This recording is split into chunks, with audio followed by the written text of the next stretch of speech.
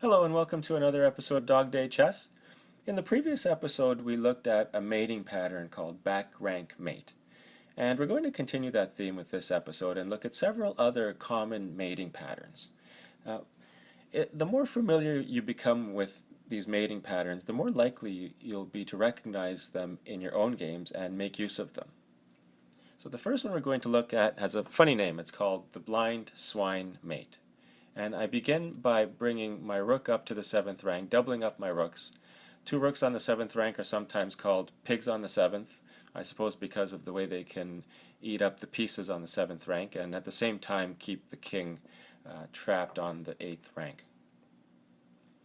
So here white responds by checking, and I'm able to block the check with my knight, and then white makes a quiet move with the king, and I begin the mating pattern by capturing with check, and the king moves over, and then finally mate.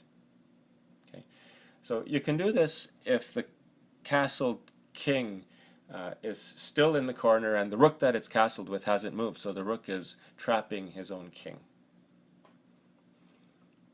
Now if I remove some of the extra pieces, we can see the pattern itself in its simplest form. The next pattern I want to show you is called hook mate. Okay. So I begin by bringing my rook up and checking the king. My rook is protected by the knight at this point. The king has to move to that square, and then I hook my rook around, and that's mate. The rook is covering off the squares on the back rank. The knight is covering off this square. The pawn is covering off this square and defending the knight.